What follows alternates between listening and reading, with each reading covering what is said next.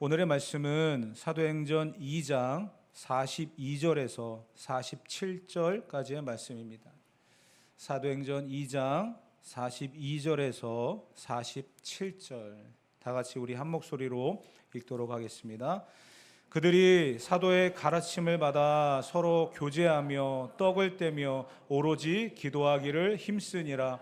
사람마다 두려워하는데 사도들이 말미암아 기사와 표적이 많이 나타나니 믿는 사람이 다 함께 있어 모든 물건을 서로 통용하고 또 재산과 소유를 팔아 각 사람의 필요를 따라 나눠주며 날마다 마음을 같이하여 성전에 모이기를 힘쓰고 집에서 떡을 떼며 기쁨과 순전한 마음으로 음식을 먹고 하나님을 찬미하며 또 온 백성에게 칭송을 받으니 주께서 구원받는 사람을 날마다 더하게 하시니라. 아멘.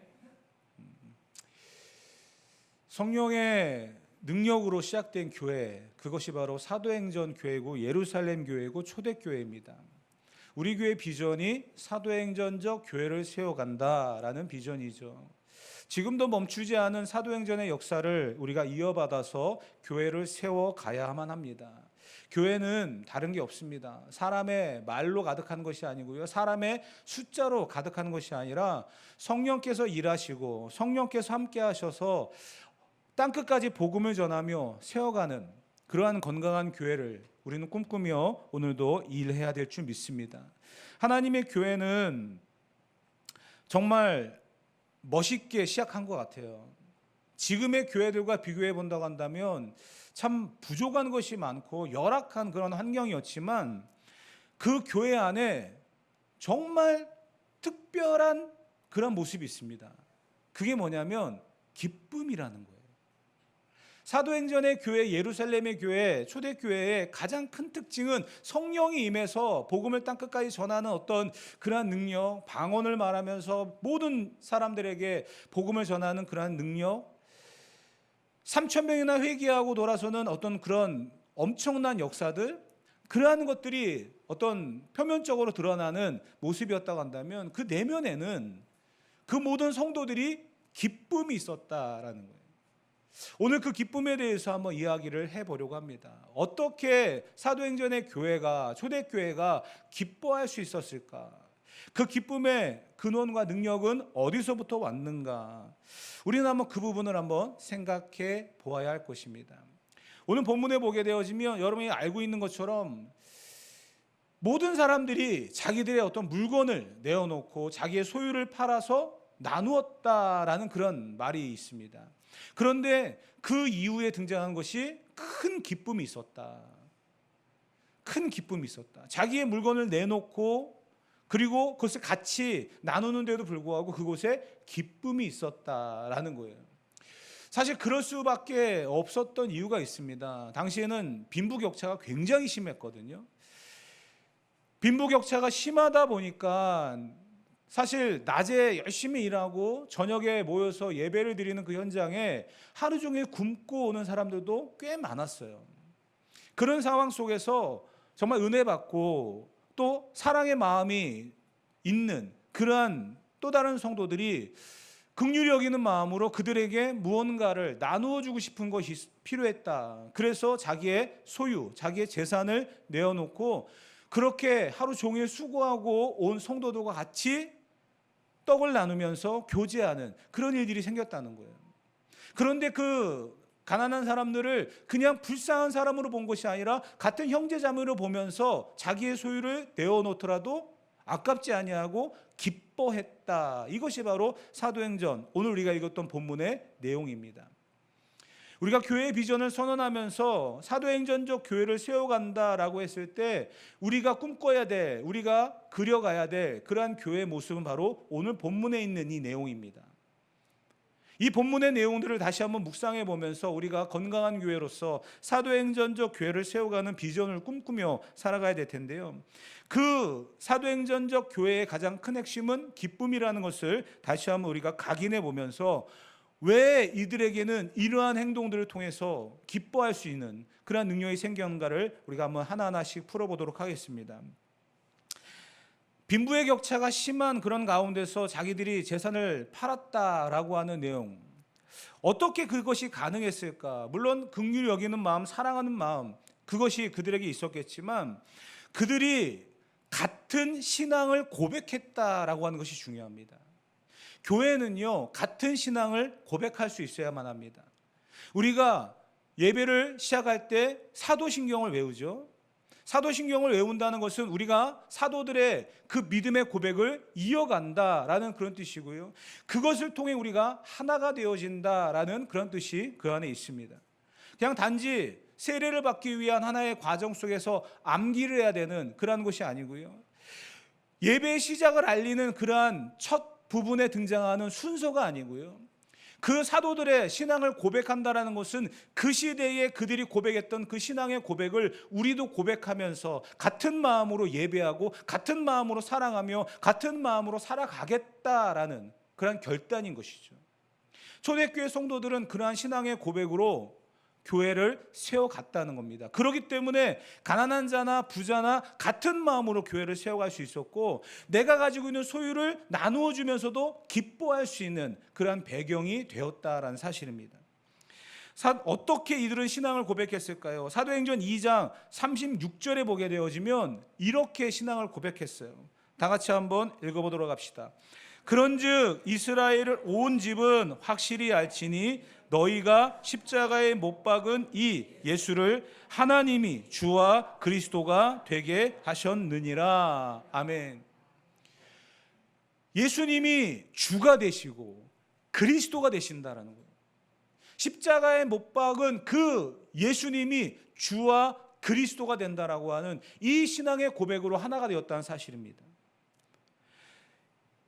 예수님께 돌아오게 된 이유, 그들이 회개하고 세례를 받으며 교회를 세워가는 그 중심에는요, 다른 것이 아니에요. 성령이 충만한 베드로가 아닙니다.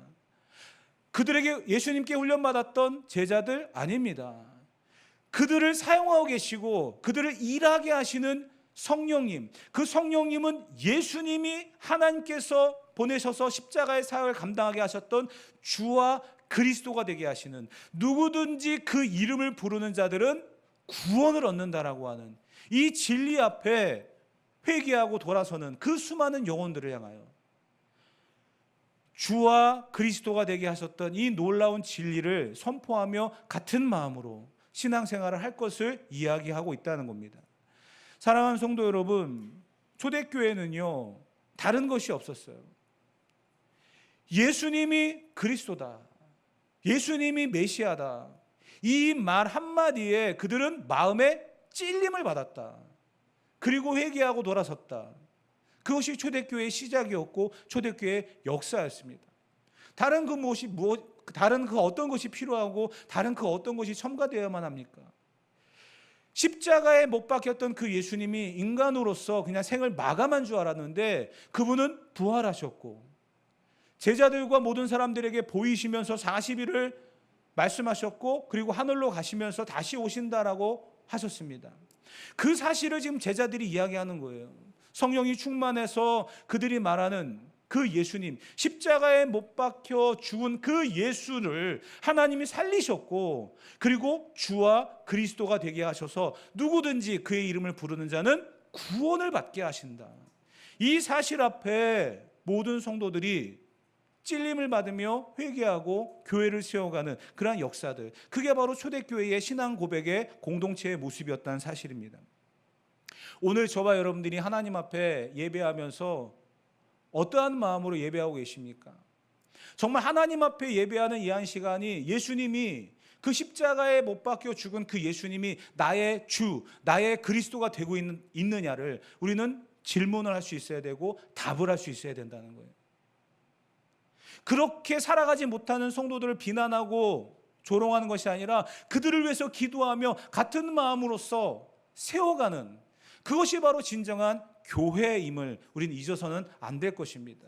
그래서 가진 자들이 없는 자들을 도우면서 자기의 물건들을 나누어 주면서 같이 신앙의 고백, 그 신앙의 공동체로 세워가고자 하는 그 마음이 초대교회에 있었다라는 사실이에요. 우리가 꿈꾸는 사도행전적 교회는 바로 그렇게 시작되어졌습니다. 저와 여러분이 그러한 마음을 가지고 같은 신앙을 고백하면서 우리가 교회를 세워갈 수 있기를 꿈꾸며 기도하는 저와 여러분 되어지기를 주님의 이름으로 축복합니다. 그런데요, 신앙의 고백은 이들이 어떻게 했습니까? 행동을 했다는 것이 중요해요. 그들이 입술로만 고백한 것이 아니라 행동을 했다는 것. 예수님이 십자가에 죽으셨습니다. 그분이 주와 그리스도가 되십니다. 그 이름을 부르는 자는 구원을 받습니다. 그래서 오늘도 우리가 예수님의 이름을 부릅니다. 이러면서 우리가 신앙을 고백을 하죠. 입술의 신앙 고백 굉장히 중요합니다. 그러나 더 나아가서 이들이 보여주고 있는 신앙의 고백은 무엇이냐? 자기의 물건을 나눌 수 있는, 행동하는 삶의 고백이 있었다라는 사실이에요. 우리는 1단계 입술의 고백까지는 어느 정도 합니다. 시키면 또 합니다. 누가 보기 때문에도 합니다. 그러나 더 나아가서 그 입술의 고백이 온전한 고백이 되기 위해서는 삶의 고백이 되어야 된다는 거예요. 그 삶의 고백이 되어지는 그 현장에 무엇이 나타날까요? 그것이 바로 오늘 본문에 등장하고 있는 기쁨이라는 겁니다. 세상이 알 수 없는, 세상이 줄 수 없는 그러한 기쁨. 그것이 바로 초대교회, 사도행전 교회의 가장 큰 특징이었다라는 사실입니다. 사랑하는 성도 여러분, 우리는 이 세상을 살아가면서 그 세상의 모든 사람들과 똑같은 욕심과 똑같은 기준과 똑같은 생각을 가지고 살아가는 사람들이 아닙니다. 물론 그것이 필요 없는 게 아니에요. 그것이 필요합니다. 그러나 그것 때문에 살아가는 사람이 아니라는 것을 우리는 분명히 알아야 됩니다. 우리가 신앙을 고백하고 우리가 구원에 합당한 삶을 살아가는 데 있어서는요, 그러한 것들이 오히려 방해가 되고 걸림이 될 수 있다는 것을 우리는 분명히 알아야 됩니다. 그렇지만 필요하죠. 우리가 더 많은 것을 갖겠다라고 욕심을 내어서는 안 됩니다. 하나님은 때를 따라 우리에게 주신다라는 거죠. 그리고 필요를 따라 채워주신다는 것을 분명히 알아야만 합니다. 왜 만나라고 하는 것을 통해 우리에게 교훈을 주십니까? 이스라엘 백성들이 아침에 일어나서 만나를 거두어드렸습니다. 그랬을 때 하나님의 기준은 뭐였습니까? 그날에 필요한 것만 주셨다는 거예요. 많이 거둔 사람도 남는 게 없고요, 적게 거둔 사람도 모자람이 없게 하시는 것이 바로 만나의 비밀입니다. 이 세상을 살아가면서 더 많은 것을 가지려고, 더 많은 것을 얻으려고 아둥바둥하며 살아가는 것은 하나님의 기준이 아닙니다. 왜 초대교회가 자기의 소유를 팔아 나눌 수 있는 그러한 삶의 고백이 있을 수 있었을까요? 그들에게는 진정한 이 삶의 고백의 신앙 고백을 통해 교회를 세워가면서 모두가 다 같은 마음으로 기뻐할 수 있고 은혜를 누리기를 원하는 그러한 생각이 있었기 때문이에요. 그리고 그들에게 있는 것이 더 이상 그들에게 중요하지 않다는 것을 알았기 때문이에요. 생각해 보세요. 더 많은 것을 가지려고 하고 더 많은 것을 얻으려고 하는 것은 세상 모든 사람들의 이치고 모든 사람들의 생각일 것입니다. 성도들도 마찬가지로 그 반열에 껴가지고 살아간다고 한다면 하나님이 바쁘시겠죠. 하나님이 바쁘실 거예요. 그런데 제가 지금까지 살아온 날들을 정리를 해봐도요, 하나님이 그러신 분은 아니더라고요. 로또 한 장을 여기다 갖다 놓고 하나님 이번 주에 꼭 1등이 돼야 됩니다. 제가 이거 1등 되면 제가 건축원금을 다 할게요. 그래도 안 돼요, 여러분.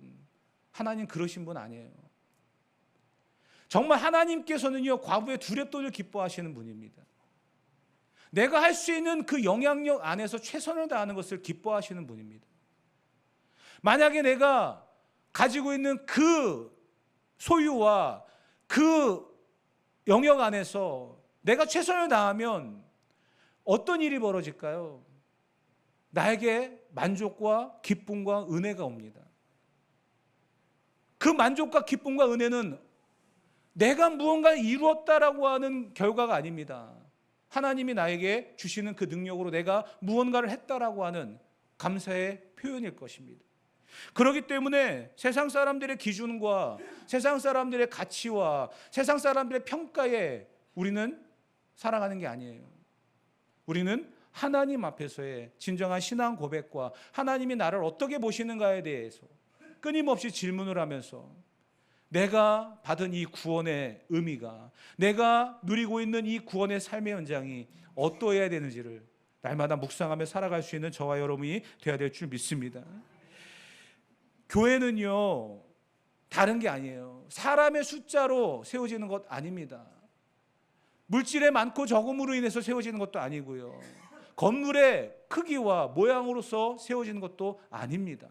교회는요, 신앙의 고백 위에 세워지는 거예요. 저와 여러분들이 예수님이 주와 그리스도가 되게 하셨다라고 하는 이 하나님의 놀라운 비밀과 선포 앞에 우리도 동일하게 예수님이 나의 주, 나의 그리스도가 되십니다 라고 하는 이러한 신앙 고백을 같이 공유하고 나눌 수만 있다고 한다면 그것은 교회입니다. 그것은 건강한 교회입니다. 그것은 하나님이 기뻐하시는 사도행전의 교회입니다. 그러한 신앙의 고백 위에 교회는 세워지는 거예요. 마태복음 16장 16절에 보게 되어지면 베드로가 했던 유명한 신앙의 고백이 있죠. 다 같이 한번 고백을 해보도록 합시다. 시몬 베드로가 대답하여 이르되 주는 그리스도시요 살아계신 하나님의 아들이십니다. 아멘. 베드로가 고백했던 신앙의 고백이 뭡니까? 주, 예수님은 주가 되시고 그리스도가 되시며 살아계신 하나님의 아들, 즉 하나님의 아들은 하나님이라는 거예요. 이 세 가지를 고백하는 겁니다. 예수님이 주가 되시고 나의 주인이라는 거죠. 주가 된다라고 하는 것은 다른 게 아니에요. 그분이 나의 주인이라는 거예요. 내가 주인이 되는 게 아닙니다. 내 소유를 다 맡기는 거예요. 그분이 나의 주인이시니까. 그리스도가 된다는 겁니다. 뭡니까? 그분이 나의 유일한 구원자. 그분이 아니고선 내가 구원받을 길이 없다라는 사실. 그럴 수 있는 이유가 뭡니까? 그분은 하나님이시기 때문에. 이 세 가지를 고백했던 베드로의 이 놀라운 신앙 고백 앞에 예수님이 이렇게 말씀하셨어요. 마태복음 16장 18절 다 같이 읽어봅시다. 또 내가 네게 이르노니 너는 베드로라. 내가 이 반석 위에 내 교회를 세우리니 음부의 권세가 이기지 못하리라. 아멘. 너의 그 신앙의 고백, 너의 그 신앙의 고백 위에 내가 교회를 세우겠다. 그렇게 시작된 것이 바로 사도행전 교회입니다. 초대교회이고요, 예루살렘 교회입니다. 그 신앙의 고백을 하는 순간 어떤 일이 벌어졌다고요? 내가 갖고 있는 소유가 더 이상 나를 주장하지 못합니다. 내가 갖고 있는 것이 더 이상 나를 채워가지 못하고 나를 만족시키지 못합니다. 왜? 그거보다 더 큰 것을 갖고 있기 때문이에요. 주와 그리스도를 갖고 있어요. 구원받았다라고 하는 이 놀라운 사실이 내가 보고 있고 내가 가지고 있는 이 모든 것들의 가치를 바꿔버리는 거예요. 더 소중한 것을 얻었기 때문에, 더 귀한 것을 얻었기 때문에. 그러한 고백이 가치관을 바꿔버리고 삶을 바꿔버립니다. 그래서 재산을 다 내놓고 살아도 그들은 기뻐할 수 있었다라는 사실이에요. 사랑하는 성도 여러분, 초대교회는요, 자기의 소유를 내어놓고도 기뻐할 수 있는 사람들이었고요, 그렇게 신앙을 고백했던 초대교회 성도들은요, 이러한 일에도 기뻐할 수 있었어요. 사도행전 5장 40절부터 42절 다 같이 한번 읽어봅시다. 그들이 옳게 여겨 사도들을 불러들여 채찍질하며 예수의 이름으로 말하는 것을 금하고 놓으니 사도들은 그 이름을 위하여 능욕받는 일에 합당한 자로 여기심을 기뻐하면서 공회 앞을 떠나니라. 그들이 날마다 성전에 있든지 집에 있든지 예수는 그리스도라고 가르치기와 전도하기를 그치지 아니하니라. 아멘. 여러분, 이 상황을 보십시오. 사도들을 불러들여 채찍질했답니다. 그리고 예수님의 이름을 말하는 것을 금하게 했습니다.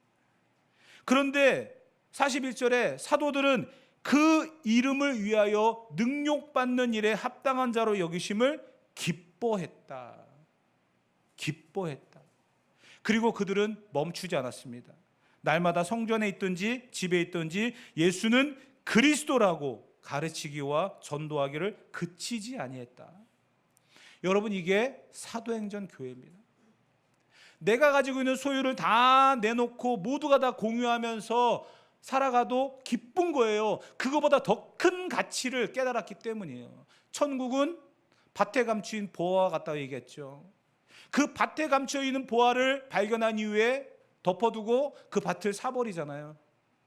왜 그럴까요? 그 밭을 사야 자기 것이 되니까. 여러분, 초대교회 성도들, 사도행전에 이 교회를 시작하는 초대교회 성도들은요, 자기가 갖고 있는 소유가, 자기가 갖고 있는 모든 것들이 중요하지 않다는 것을 깨달았습니다. 그거보다 더 중요한 거, 더 큰 천국의 보화, 예수 그리스도, 주와 그리스도가 되시는 그 예수님을 그들은 믿음으로 고백하고 신앙의 공동체를 세워갑니다. 그러면서도 기뻐했고요, 심지어는 채찍질을 당하고 능욕을 당하고 그러는 가운데서도 그들은 기뻐했다라는, 이게 어떻게 가능할까요, 여러분? 세상은 그래서 뭐라고 얘기하는지 아세요? 미쳤다라고 얘기합니다. 제정신이 아니다라고도 이야기합니다. 그런데 여러분, 우리는 알잖아요. 그들은 알지 못하는, 그들은 보지 못하는 그 비밀을 우리는 알고 있다라는 거. 내가 받은 구원의 은혜가 얼마나 값지고 귀한지를 우리는 알고 있다는 거. 그렇기 때문에 그렇게 말하는 사람들을 향하여 화를 내기보다도 오히려 더 이야기할 수 있는 거예요. 내가 받은 이 구원이 당신에게도 임하기를 바라고, 내가 고백하는 이 신앙의 고백이 당신에게도 임하기를 원해. 당신도 고백하기를 원합니다. 누구든지 예수의 이름을 부르는 자는 구원을 받으리라. 이 말씀처럼 당신도 구원받기를 원합니다. 말할 수 있는 거예요. 다른 이유와 다른 핑계가 필요 없어요. 다른 것을 말할 필요가 없어요. 세상의 가치와 기준으로 살아가는 것이 아니라 우리는 천국의 기준으로 살아가는 사람들이기 때문에 그렇습니다. 그렇기 때문에 예수 그리스도의 종이라고 이야기했던 바울도 이렇게 이야기를 하고 있어요. 자기의 삶을 이렇게까지도 이야기합니다. 고린도 후서 12장 7절부터 10절까지 다 같이 한번 읽어봅시다. 여러 계시를 받은 것이 지극히 크므로 너무 자만하지 않게 하시려고 내 육체의 가시 곧 사탄의 사자를 주셨으니 이는 나를 쳐서 너무 자만하지 않게 하려 하심이라. 이것이 내게서 떠나가게 하기 위하여 내가 3번 주께 간구하였더니 나에게 이르기를 내 은혜가 내게 족하도다. 이는 내 능력이 약한 데서 온전하여짐이라 하신지라. 그러므로 도리어 크게 기뻐함으로 나의 여러 약한 것들에 대하여 자랑하리니 이는 그리스도의 능력이 내게 머물게 하려 함이라. 그러므로 내가 그리스도를 위하여 약한 것들과 능력과 궁핍과 박해와 곤고를 기뻐하노니 이는 내가 약한 그때의 강함이라. 아멘. 여러분, 사도 바울이 얼마나 위대한 사람입니까? 그의 신분과 배경은 초대교회의 모든 사도들이 따라갈 수 없을 만큼 대단한 사람입니다. 그럼에도 그는 예수님을 만났고 예수님으로 인해서 변화되어졌고 예수님의 그 인격을, 예수님의 삶을 그대로 재현하고 싶어 했던 사람입니다. 그렇게 능력이 많고 그렇게 탁월한 선교사이면서 선지자이면서 사도이면서 사역을 감당했던 사도 바울에게 육체의 가시가 있었다는 거예요. 성경학자들은 그가 간질이었을 것이다 라고 이야기합니다. 여러분, 간질병 환자를 보신 적 있습니까? 갑자기 쓰러지고 거품이 무는 그런 행동을 합니다.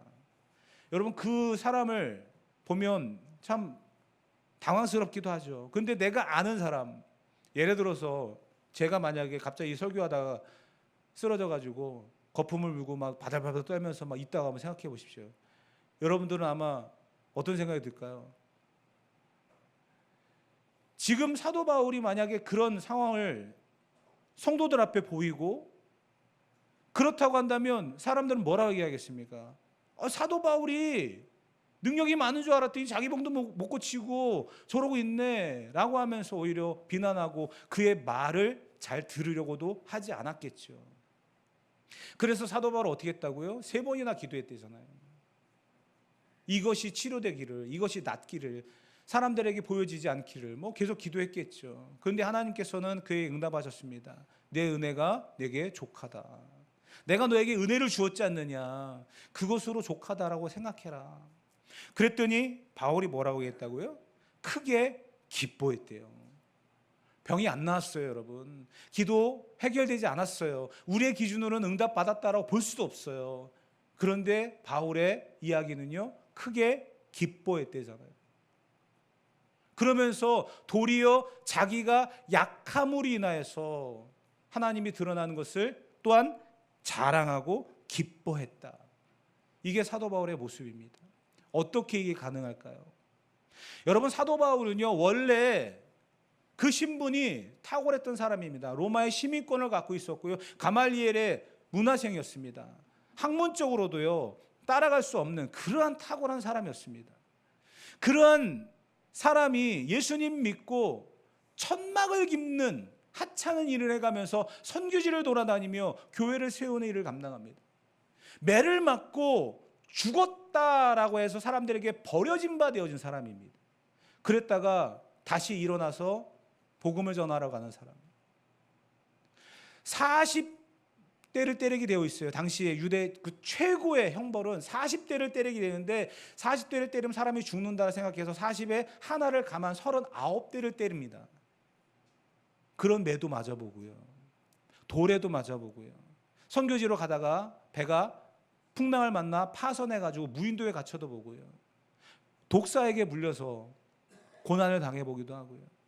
그렇게 순환과 여러 가지 많은 어려움을 당하는 그 상황 속에서 사도 바울이 견딜 수 있었던 게 뭡니까? 그 안에서 구원을 받았다라고 하는, 예수님이 주와 그리스도가 되어져서 내게 허락되어진 이 구원의 은혜가 너무나 기쁘기 때문에 그 모든 고난과 그 모든 환경들이 아무것도 아니라는 것을 고백하고 있는 거예요. 사랑하는 성도 여러분, 우리의 가치와 우리의 기준은 과연 어디에 머물러 있습니까? 말씀의 결론입니다. 이렇게 살아갔던 사도 바울이 이렇게 고백을 하며 우리들에게 교훈을 합니다. 로마서 14장 7절, 8절, 9절 다 같이 읽어봅시다. 우리 중에 누구든지 자기를 위하여 사는 자가 없고 자기를 위하여 죽는 자도 없도다. 우리가 살아도 주를 위하여 살고 죽어도 주를 위하여 죽나니 그러므로 사나 죽으나 우리가 주의 것이로다. 이를 위하여 그리스도께서 죽었다가 다시 살아나셨으니 곧 죽은 자와 산 자의 주가 되려 하심이라. 아멘. 예수 그리스도의 부활을 믿는다고 한다면, 예수님이 주와 그리스도가 되게 하셔서 그 이름을 부르는 자들에게 구원을 주시는 하나님이라고 하는 것을 믿는다면, 우리는 삶의 가치와 기준을 다르게 살아가야 될 줄 믿습니다. 초대교회 성도들이 자기의 물건을 다 내어놓고 재산을 다 팔아도 기뻐할 수 있었던 것, 매를 맞고 능욕을 당하면서도 기뻐할 수 있었던 것, 내가 갖고 있는 질병 때문에 하나님 앞에 기도했는데도 응답받지 못했는데도 기뻐할 수 있었던 것, 그것은 다른 게 아니에요. 내가 그분을 주로 고백하고 내가 그분 것이다, 내가 그의 소유가 되었다, 그분이 나의 유일한 구원자시다 라고 하는 이러한 입술의 고백, 삶의 고백이 있기 때문인 줄 믿습니다. 사랑하는 성도 여러분, 우리들이 알아야 될 것은요, 예수를 주로 믿는 우리의 신앙은 세상적인 소망이나 세상적인 욕심을 이루기 위해서 살아가는 것이 아님을 분명히 알아야 할 것입니다. 세상 사람들과 똑같은 목표와 기준으로 살아가는 것이 아닙니다. 그러한 욕심을 가지고 살아가는 것이 아닙니다. 저와 여러분들은 이 세상의 가치와 기준을 뛰어넘는 구원받은 자임을 잊어서는 안 될 줄 믿습니다. 돈이 필요 없고 건강이 필요 없는 게 아닙니다. 사회적인 지위도 있어야만 합니다. 그러나 그 모든 것들이 다 주를 위해서 사용할 수 있고 주를 위해서 희생할 수 있다고 한다면, 우리는 분명 이러한 신앙을 고백하는 믿음의 성도인 줄 믿습니다. 살아도 주를 위해, 죽어도 주를 위해, 그렇게 살아갈 수 있는 것은 오직 예수님이 나의 주가 되시고 그리스도가 됨을 인정하는 삶의 증거인 줄 믿습니다. 세상이 줄 수 없는 기쁨, 세상이 알 수 없는 그 기쁨으로 살아갈 수 있는 저와 여러분, 그러한 건강한 교회를 세워갈 수 있는 우리 모든 평안의 성도들 되어지기를 주님의 이름으로 축복하고요. 오늘도 우리에게 주어지는 모든 삶의 현장을 나를 다스려 주시옵소서, 나를 이끌어 주시옵소서. 그리함으로 말미암아 우리의 구원에 합당한 열매들이 온전히 맺어지는 이 기쁨을 빼앗아갈 자가 없음을 우리가 다시 한번 인식하면서 우리의 모든 삶을 하나님 중심으로 세워가는 기쁨의 성도들, 믿음의 성도들, 구원받은 성도들 다 되어지기를 주님의 이름으로 축복합니다.